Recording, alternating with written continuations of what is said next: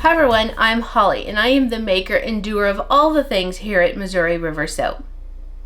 I have a new collection coming out Thursday, July 10th at 5 p.m. Mountain, and the theme for this collection is a summer sun and fruity fun. I have just been craving fruity soaps. I just want fruity, fun, bright, cheery, happy soaps. It is a hot and windy day up here in northwest Montana, and in full disclosure, I'm feeling a bit disheveled today because I walked over and the wind was just whipping me around. We have like migration of butterflies, they're here, and so I walk and I told my daughter I kind of feel like a Disney princess, only we know that's not true. I'm just walking along and the butterflies are just like flittering all about, but I'm ready for them to continue on with their journey. So my grandpa always said, he was a rancher in Wyoming, he said that July 4th was the best day to have your first watermelon. I think he also said that corn should be knee-high by the 4th of July. And I have to say we had a wonderful watermelon on the 4th of July. But I have watermelon in scent for you, so we can have it in soap, in bath bombs, and scrubs. I have several scents, and so I am just going to talk about each scent and the products that I have for each. So to get started, we're going to look at sugared watermelon. Now we've had some sugared watermelon available in bath bombs and scrubs, but this is the first time that the soap is here. And there's some just little poppy seeds on the top, just to kind of give it that essence. I didn't put the poppy seeds inside because I know that a lot of my customers don't want the scrubby. And this just smells so good. It is just a full-on melon. It is beautiful. It's just cheerful. It's just cheerful. That's all there is to it. So we also have a bath bomb. I had been making this one in the round, but I got out my hexagon because I was tired of my bath bombs going flat on me and sinking, and so these turned out really well, but there's a little bit of a note about the bath bombs. We don't usually get these long drawn out rains this time of year in Montana. I made these. They sat the whole next day. They were still drying the day after that, and it decided to rain. It decided to rain. Not a lot of rain, but it just kept it coming. Just kind of like misty.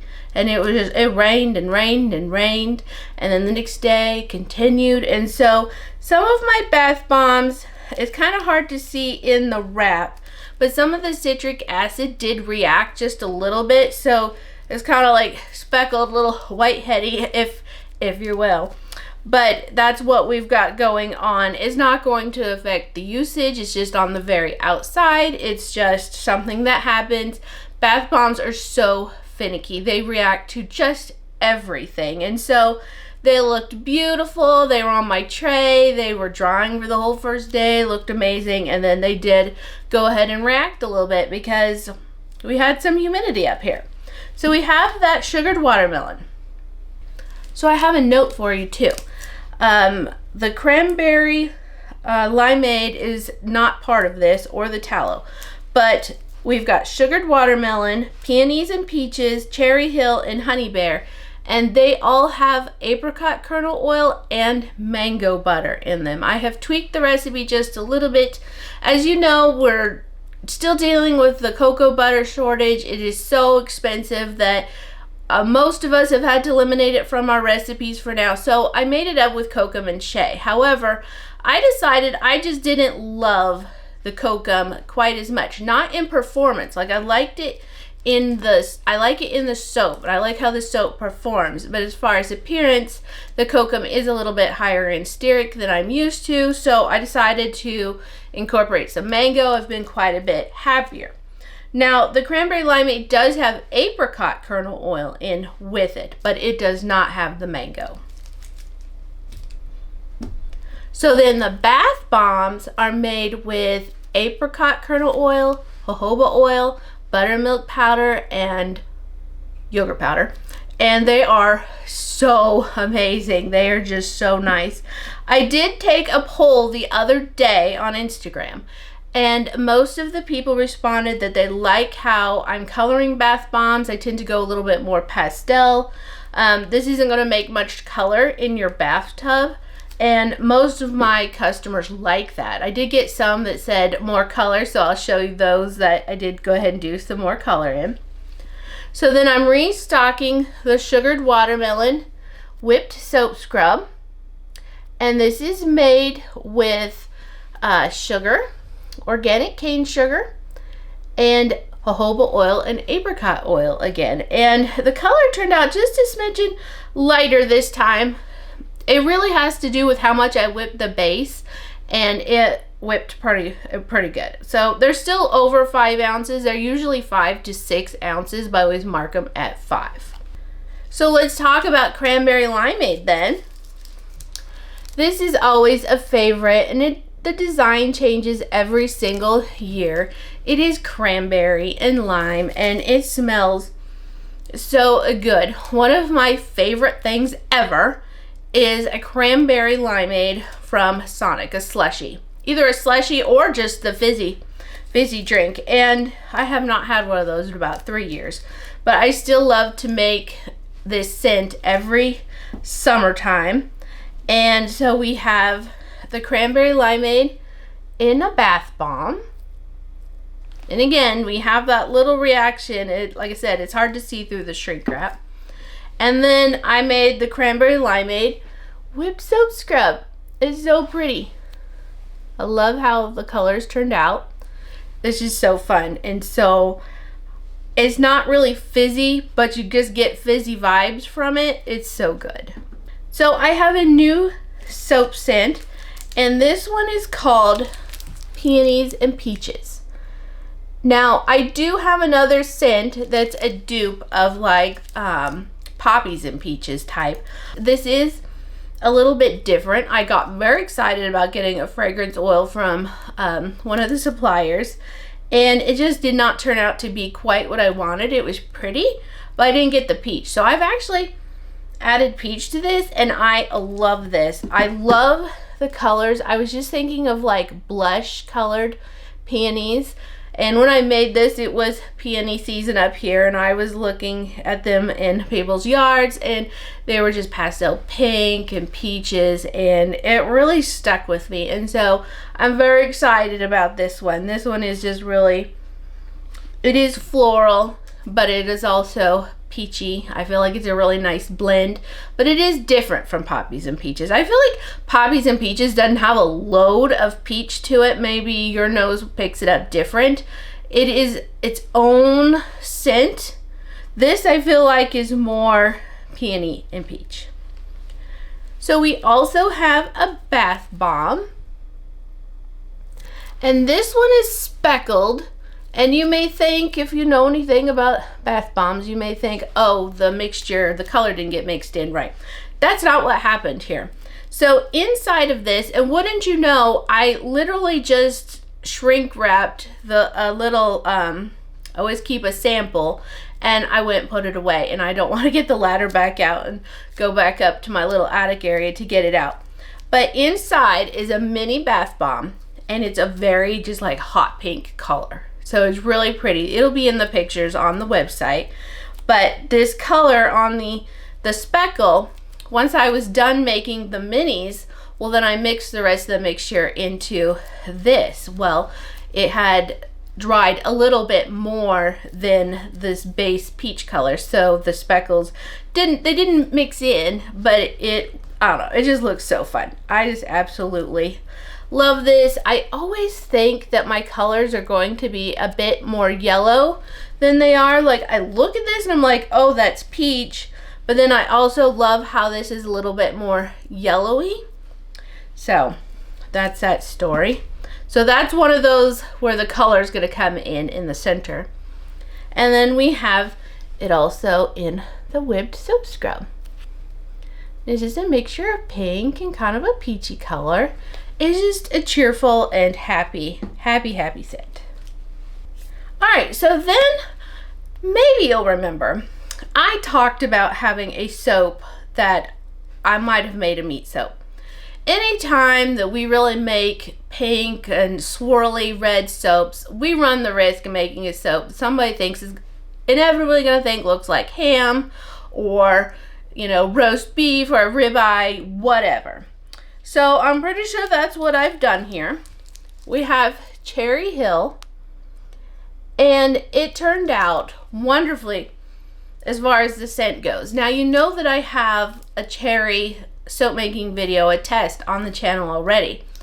I made another test, and then this is yet different again, and I love it. So if you've already gotten the Cherry Hill fragrance in bath bombs, and like I do still have the bath salt, which is the original scent.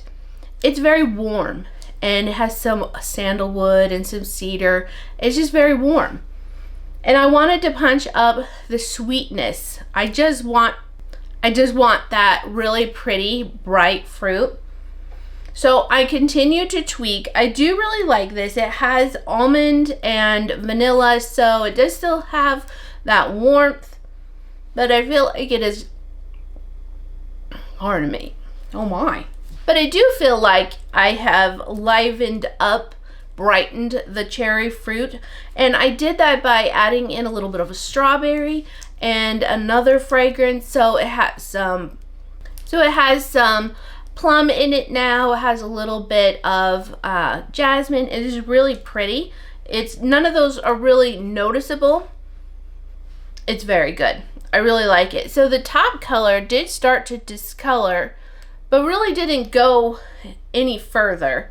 So I had used some white mica and I regretted it. And I really worked out this design in my head. I had this one planned out, and it did not happen as I planned it out. Once you're pouring and you're dealing with certain thicknesses, it does what it's gonna do. So we have a restock of the Cherry Hill Bear bath bombs. So very cute. Now this does have an addition of the jojoba oil. Now I was just using apricot kernel oil and then started incorporating it. So if you had one of the original ones, we've added 2. And then we have the Cherry Hill with soap scrub too. So fun. Alright, I'm really excited about this one. Back in the olden days, I had a scent that I called the beesiest of knees. And it was just, I'd heard somebody say, this is not the bee's knees, it is the beesiest of knees, because whatever it was just so good. And so that's what I called it ages ago. However, I have done a line of like bath salts in the Bear bottle. And so I've just been calling this one Honey Bear now, and I love this scent so very much. It is so warm and beautiful. So here we have Honey Bear, and the soap turned out really pretty. I did kind of like a funnel pour. Wasn't really a funnel pour. What do they call that when you don't use the funnel? I don't know. I'll try to figure that out. But it turned out pretty cool. I had to change because it got a little thick partially through, but the swirls are very haphazard, but I think they're really pretty, and they've got a mixture of just kind of like a creamy honey color and a dark honey color and a little bit of that honey blush. Oh, it is just so good. So this fragrance has rich notes of caramel, golden honey, buttery toffee, delicate layers of citrus, soft florals, warm resins, and just a hint of musk. And this is a type. It is similar to Honey I Washed the Kids. If that's a scent that you recognize, the supplier has duplicated it. I have used the dupe. It's so good, and that's what I've always used. I switch around suppliers, but that is the scent I've always used for that. Alright, so this one is super fun. So if you watched the Hive and Honey Sniff Fest, I had Vampire's Kiss. And someone said, please make a bath bomb. So I did. I've mixed this fragrance also for a scent that's going to be coming along later, but I sort of adore it. And this one I'm calling Moonberry. And this has notes of strawberry, plum, and jasmine. And I did use a little bit of it in the Cherry Hill. Oh, it is just so good. So it's just a single color for now, but inside does have a dark purple mini sphere. So it should be a little bit more colorful of a bath, but I still don't love adding like a ton of color. So, you know, it's still a little bit more subdued. I don't know, you probably could see. So we're gonna focus in right here, and you might be able to see, can you see how the citric acid has just kind of bubbled up a little? It's not even a bubble, but it's kind of like expanded a bit outside of its realm. And so it sticks out a little bit. It's a little bit bumpy. And again, that was just because the outside reacted a little bit to the humidity in the air. But I think this one's going to be so fun. I actually have one over here. I guess I could show it to you. I have it set aside to do a test. These were just so smooth originally. It really does pick up on my product pictures. It smells so good though. It's a fruity and plummy and warm. The jasmine is not a strong scent, not to my nose anyway, but I just love that. And like I said, I've mixed it with something else, and that fragrance is going to be coming along in some products later. And so I made a moonberry scrub, but I don't have a soap or anything. But I made this moonberry, and so it is that kind of darky purpley pink and the purple. So yeah, it's really nice. I love it.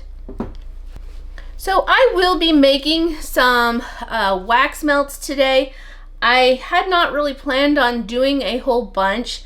I thought I still had some of the sugared watermelon, but that has sold out. So I'm gonna go ahead and make some wax melts in the sugared watermelon. I do still have some of the cherry bears. Now I do have some of the honey bears still, but it's starting to get low, so I probably should make more of those. I can't make cranberry limeade because I just straight up ran out of fragrance making all of these fun things. And then let's see. I'll probably do some of the peonies and peaches. I think that would be just a really pretty one. And I might do the moonberry. We'll just see what kind of time that I have. So finally, I want to talk about a couple of tallow soaps that I have. I remade on Blacktail. I used a new colorant, and it wasn't as jolly as I had hoped it would be in the long run. So I used spirulina, and it is just a nice bright green at first. However, and I knew this, I knew that it could brown, it could yellow a little bit, especially with its exposure to light. Well, now I keep my soaps on a curing rack with a black cover, so it's not really getting a lot of sunlight there. But as it turns out, the colors have kind of yellowy brown, and so it's a bit of a bummer. I was hoping for more of just that bright pine needle green overall, but it's fine. It's fine. I'm fine. Everything's fine. You're fine. Anyway, I think it's still going to be a really nice soap to use. The spirulina does give it just a smidgen of a green note. Kind of like an herbal wet grass, I guess I would say. It is beautiful. Now, I did pull back on the patchouli just a little bit. The patchouli was feeling a little overwhelming, even though I used it at just such a small amount. So I decided to pull it back a little bit more, and I did that with a little bit of input from my customers. But this is made with, it's a tallow base, so I use beef tallow, but I also use shea butter, olive oil, coconut oil, castor oil. Let's see what else I've got. That's it for that. And then I add in the goat milk kefir and the sheep's milk yogurt, which makes it just completely phenomenal.